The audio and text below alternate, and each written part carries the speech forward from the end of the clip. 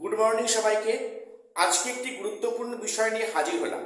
দেখো, school service commission আরো একটি ভালো পদক্ষেপ নিয়েছে, যেটা প্রত্যেককে এটা থ্যাঙ্কস না বলে পারছি না সবাই।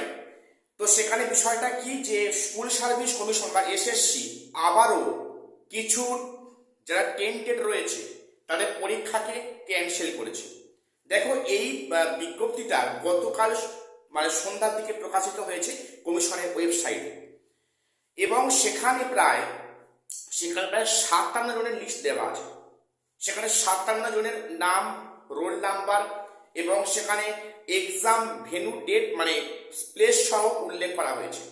তো এই 57 জন এরা কিন্তু টেন্টেড ক্যান্ডিডেট, ওরা টাকা দিয়ে চাকরি পেয়েছে।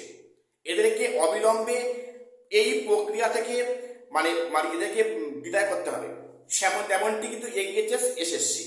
দেখো সেটা কি, যে স্কুল সার্ভিস কমিশনের SSC group C, group D. দেখো, তোমরা জানো যে আজকে গ্রুপ ডি পরীক্ষা।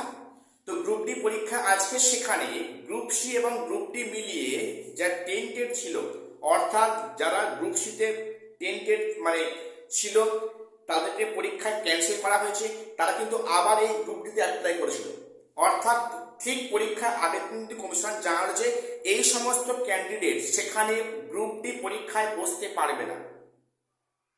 এটা অবশ্যই একটা ভালো উদ্যোগ, যে গ্রুপ ডি পরীক্ষায় ওই 57 ক্যান্ডিডেট তাদেরকে নাম, roll number, group C roll number, group D roll number plus তাদের এক্সাম ভেন্যু সহ উল্লেখ করেছে, যে কোন স্কুলে এরা পরীক্ষা এক্সাম করেছে সেই স্কুলের নাম সহ উল্লেখ করেছে। অর্থাৎ এদেরকে কিন্তু কোনোভাবেই এক্সাম দিতে দেওয়া যাবে না। এই ক্যান্ডিডেট কিন্তু গ্রুপ সিতেও ছিল, গ্রুপ ডিতে কিন্তু এরা অ্যাপ্লাই করেছিল।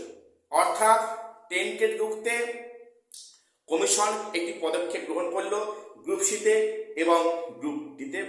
এটা খুবই ভালো পদক্ষেপ।